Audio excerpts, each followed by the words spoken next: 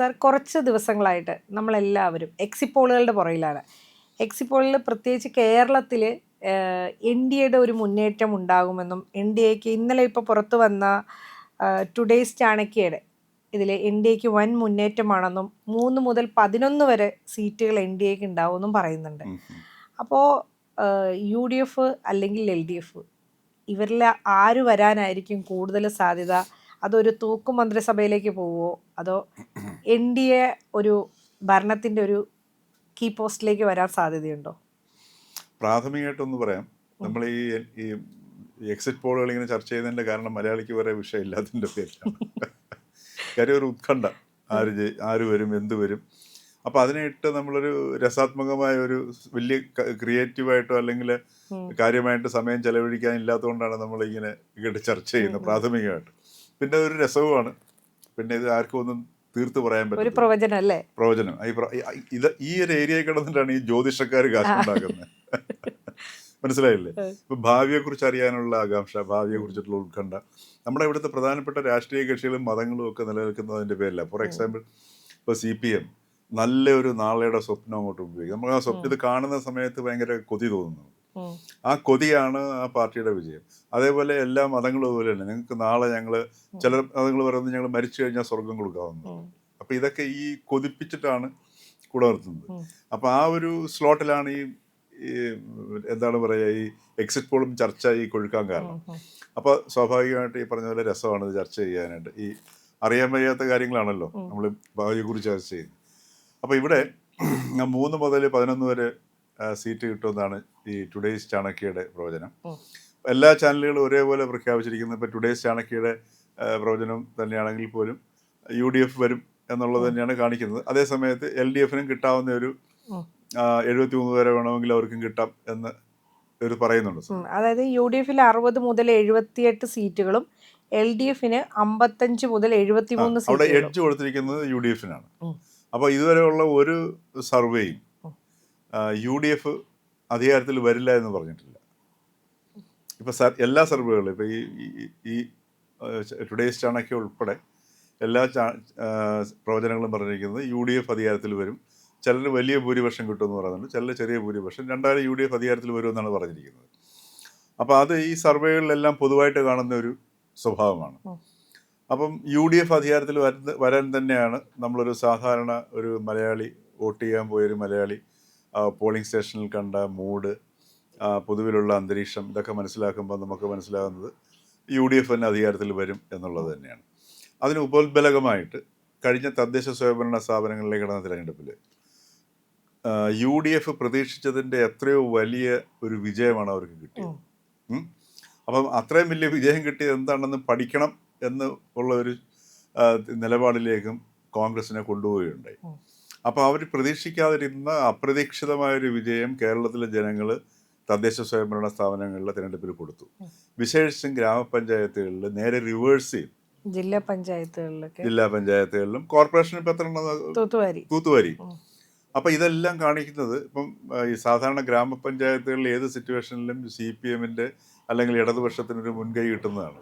ഇപ്പോൾ അതുപോലും നേരെ കഴിഞ്ഞ 2020 LDF ഒരു വിജയത്തിൻ്റെ ലെവലിലേക്ക് ഇപ്രാവശ്യം UDF ഉയർന്നു എന്നുള്ളതാണ്. അപ്പം ഇതെല്ലാം കാണിക്കുന്നത് ജനങ്ങളുടെ ഉള്ളിലുള്ള ഈ സർക്കാരിനെ മാറ്റണം എന്നുള്ളൊരു ഉറച്ച വിശ്വാസം ഈ തിരഞ്ഞെടുപ്പിന് പോയ ജനങ്ങളിലെല്ലാം പ്രവർത്തിച്ചിട്ടുണ്ട്. അപ്പോൾ അതിനിടയ്ക്കാണ് ഈ BJPയുടെ പ്രവർത്തനം വരുന്നത്. അപ്പോൾ BJP തിരുവനന്തപുരത്തിപ്പം കോർപ്പറേഷൻ അധികാരത്തിൽ പിടിച്ചു. അതിൻ്റെ ഒരു കാരണം എന്ന് പറഞ്ഞു കഴിഞ്ഞാൽ അവിടെയും ഈ പറഞ്ഞതുപോലെ ഈ അവിടുത്തെ നിലവിലുള്ള ഭരണത്തെ മാറ്റണം, അല്ലെങ്കിൽ അവിടുത്തെ മേയറെ മാറ്റണം എന്നൊക്കെയുള്ള ഒരു ചിന്ത ജനങ്ങളുടെ ഉള്ളിൽ വരും. ഇത് മനുഷ്യരാണ് അവർ ചെയ്യുന്നത്. അതോടൊപ്പം തന്നെ അവർ പലപ്പോഴും നമ്മൾ ഈ സർക്കാർ ചെയ്യുന്ന പ്രവൃത്തികളേക്കാൾ ഉപരി സ്വാഭാവികമായിട്ടും പ്രവൃത്തികൾ തന്നെയാണ് ക്രമേണ നമ്മളിലെ തീരുമാനത്തിലേക്ക് എത്തിക്കുന്നത്. പക്ഷേ എങ്കിലും അത് നയിക്കുന്നവരുടെ സമീപനങ്ങൾ ജനങ്ങളെ സ്വാധീനിക്കും.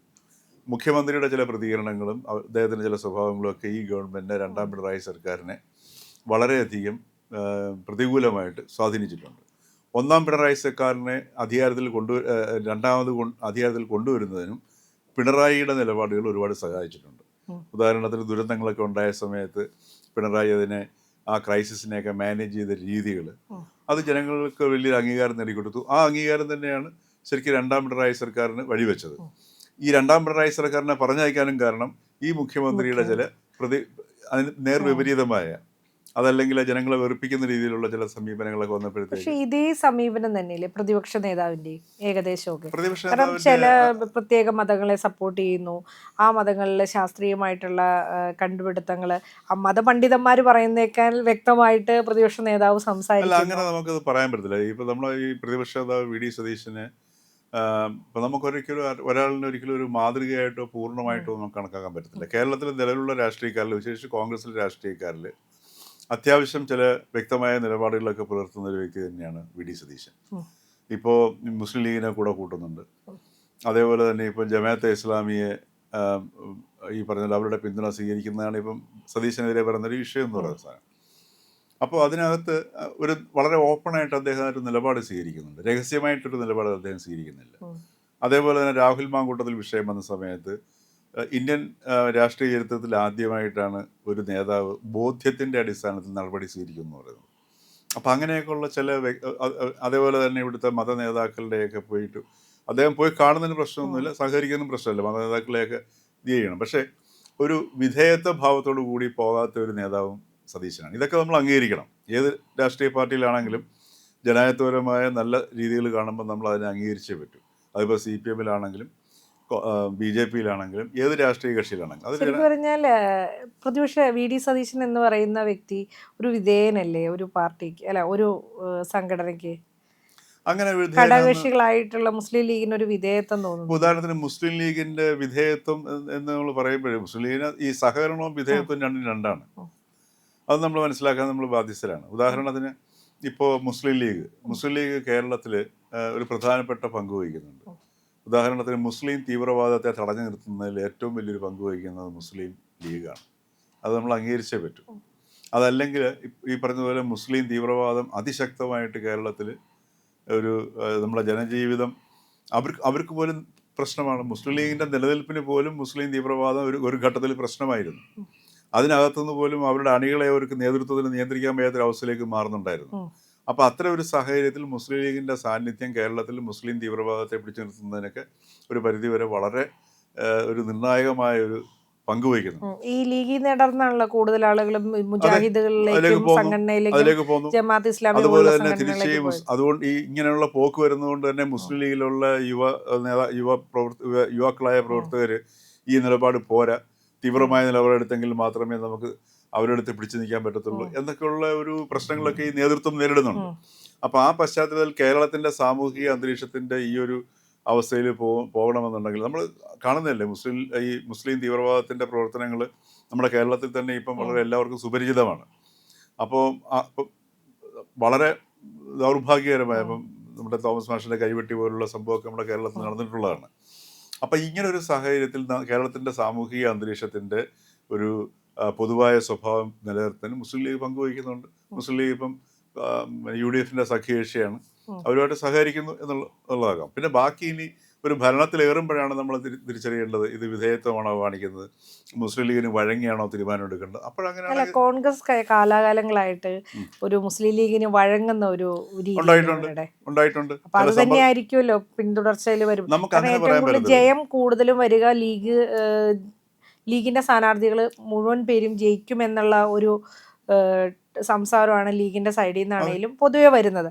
അപ്പോൾ ഘടകകക്ഷികളിൽ ഏറ്റവും കൂടുതൽ കോൺഗ്രസ്സിൽ ഈ മുന്നോട്ട് നിൽക്കുന്നതും അവർക്ക് കൂടുതൽ ബലം കൊടുക്കുന്നതും ലീഗല്ലേ. അപ്പോൾ ലീഗിന് വേണ്ടി അല്ലെങ്കിൽ ലീഗ് പറയുന്ന കാര്യങ്ങൾ നടത്താനായിട്ടുള്ള ഒരു ടൂളായി മാറൂലേ കോൺഗ്രസ്? പിന്നെ അത് നമുക്ക് അതിനിപ്പോൾ ഇതുവരെയുള്ള കോൺഗ്രസിൻ്റെ ചില ചരിത്രങ്ങളൊക്കെ എടുത്ത് നോക്കുമ്പോൾ ചില സന്ദർഭങ്ങളിൽ ഇപ്പോൾ 5ാം മന്ത്രി വരുന്നതൊക്കെ നമുക്ക് മനസ്സിലാക്കാൻ പറ്റും. അപ്പോൾ അങ്ങനെ ചിലപ്പോൾ സമ്മർദ്ദത്തിന് വഴങ്ങേണ്ടി വരും. കാര്യം കൂട്ടുകക്ഷി ഒരു മുന്നണി മന്ത്രിസഭയാകുമ്പോഴത്തേക്ക് ഒരുപാട് വിട്ടുവീഴ്ചകൾ മുന്നണി ഒരു ഡൈനാമിക്സ് എന്നൊരു സംഗതിയുണ്ട്. അത് വളരെ നല്ല മെയ്വഴക്കം ഉണ്ടെങ്കിലേ മുന്നണി നയിച്ചുകൊണ്ട് പോകാൻ പറ്റത്തുള്ളൂ. അപ്പോൾ ചില സന്ദർഭങ്ങളിൽ അങ്ങനെയൊക്കെ വന്നിട്ടുണ്ടാവാം. ഇതാണ് ഈ ഡെമോക്രസി എന്ന് പറയുന്നത്. അപ്പോൾ ആ ഒരു ചരിത്രമാണ് ഇപ്പോൾ സതീശനും നാളെ, അല്ലെങ്കിൽ ഈ സതീശനോ രമേശ് ചെന്നിത്തലയോ ആരാണെന്നറിയില്ല, ഇനി അതല്ല വേറെ ആരെങ്കിലും ആണ് വരുന്നതെങ്കിൽ അവർ മുഖ്യമന്ത്രിയായിട്ട് വരികയാണ് അല്ലെങ്കിൽ UDF-ന് അധികാരം കിട്ടി അധികാരത്തിൽ വരികയാണ്, ആ രീതിയിൽ പോവുകയാണെങ്കിൽ സ്വാഭാവികമായിട്ടും ഇത് ജനായത്ത സംവിധാനമല്ലേ, ഉം. അതിനകത്ത് ജനങ്ങൾ അവരെ തിരസ്കരിക്കും. അപ്പം നമുക്കിപ്പോൾ ജനായത്ത സംവിധാനത്തിൽ ഏറ്റവും ബെസ്റ്റായിട്ട് അവൈലബിൾ ആയിട്ടുള്ളവരും തിരഞ്ഞെടുക്കുക എന്നുള്ളതിൽ അല്ലാതെ യാതൊരു നിവൃത്തിയും നമുക്കില്ല. ഏറ്റവും നല്ലൊരു മോഡലും അത് തന്നെയാണ്. അപ്പൊ ശരിക്കും പറഞ്ഞാൽ യു ഡി എഫിന് മുൻതൂക്കം കൊടുക്കുന്നത് ഘടകകക്ഷിയായിട്ടുള്ള സഖ്യകക്ഷി അല്ലെങ്കിൽ സഖ്യകക്ഷിയായിട്ടുള്ള മുസ്ലിം ലീഗിന്റെ ഒരു സഹായം കൊണ്ടാണ് അവർക്ക് കൂടുതലും അവർ ജയസാധ്യതയിലേക്ക് വരുന്നത് അല്ലേ? അല്ല, ഇപ്പോൾ ഒരു മുന്നണിയിൽ ഇപ്പോൾ ഈ പറഞ്ഞ പോലെ അവരുടെ ഒരു ഭൂരിപക്ഷം ലഭിക്കണമെന്നുണ്ടെങ്കിൽ സ്വാഭാവികമായിട്ടും മുസ്ലിം ലീഗിൻ്റെ അംഗസംഖ്യയുടെ ആവശ്യമായിട്ട് വരുമല്ലോ, ഉം. അല്ലേ? അപ്പോൾ ഇവിടെ നമ്മൾ ചർച്ച ചെയ്തപ്പോൾ ഈ BJP-യുടെ ഒരു സാധ്യതയാണ്. ഇപ്പം 3 മുതൽ 11 വരെ കിട്ടുമെന്നാണ് ചാണക്യ പറഞ്ഞേക്കുന്നത്. ചാണക്യ പറയുന്നത് അതെനിക്ക് തോന്നുന്നില്ല സ്ഥാനം കിട്ടുമെന്ന്. കാരണം എന്ന് വെച്ചാൽ 3 മുതൽ 11 വരെ കിട്ടണമെന്നുണ്ടെങ്കിൽ അതൊരു വലിയ തരംഗം ഉണ്ടായെങ്കിൽ മാത്രമേ കിട്ടത്തുള്ളൂ. അത്ര തരംഗം ഉണ്ടാക്കുന്ന ഇപ്പോൾ ഒരു തരംഗം ഉണ്ടെന്നുണ്ടെങ്കിൽ ഗവൺമെന്റിന് എതിരായിട്ടുള്ള ഒരു വിരുദ്ധ തരംഗമാണ് കേരളത്തിൽ നിലനിൽക്കുന്നത്. അതാണ് തദ്ദേശ സ്വയംഭരണ തെരഞ്ഞെടുപ്പിൽ നമ്മൾ കണ്ടത്.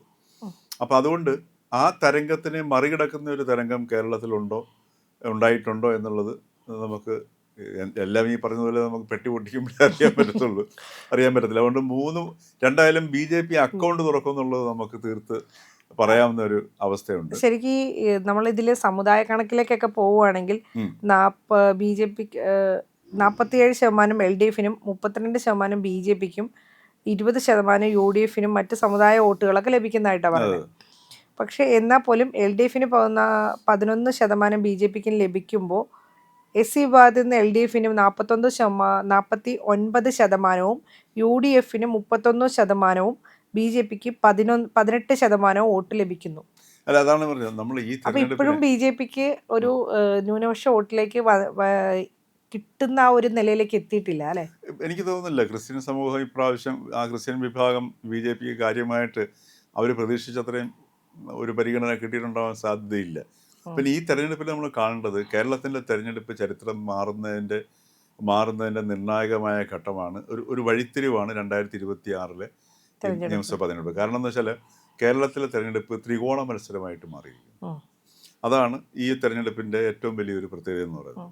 അപ്പോൾ ഈ ത്രികോണ മത്സരം ഏതൊക്കെ മണ്ഡലങ്ങളിൽ, ഇപ്പോൾ ഉദാഹരണത്തിന് പല മണ്ഡലങ്ങളിലും 1000 താഴെയുള്ള വോട്ടുകളിലൊക്കെ ഈ മാറ്റങ്ങളും തോൽവികളും പരാജയങ്ങളൊക്കെ വരാറുണ്ട്.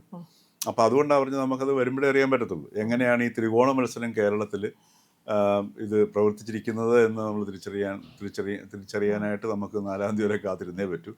കാര്യം ഇതുവരെ നമുക്ക് ആ എക്സ്പീരിയൻസ് ഇല്ല.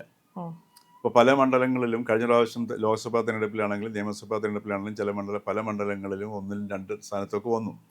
അപ്പോൾ ഈ 1-2 സ്ഥാനത്തൊക്കെ വന്ന മണ്ഡലങ്ങൾ ഈ നിയമസഭാ തെരഞ്ഞെടുപ്പിൽ എങ്ങനെയായിരിക്കും പ്രവർത്തിക്കുക എന്നൊക്കെ ഉള്ളത് നമുക്ക് ഈ തെരഞ്ഞെടുപ്പ് ഇതുവരെയുള്ള ഒരു എക്സിറ്റ് പോൾ സർവേയുടെ ഒരു അടിസ്ഥാനത്തിൽ വന്നൊരു സർവേ മാത്രമാണ് ഇപ്പോൾ ഈ വന്നേക്കുന്നത്. ഒരുപക്ഷെ രാഷ്ട്രീയം മൊത്തം കലക്കി മാറ്റിക്കൊണ്ട് ഒരു പുതിയ രാഷ്ട്രീയ കാഴ്ചപ്പാടായിരിക്കും അത് നമുക്കൊന്നും തീർത്ത് പറയാൻ പറ്റത്തില്ല. അത്രേ ഉള്ളൂ.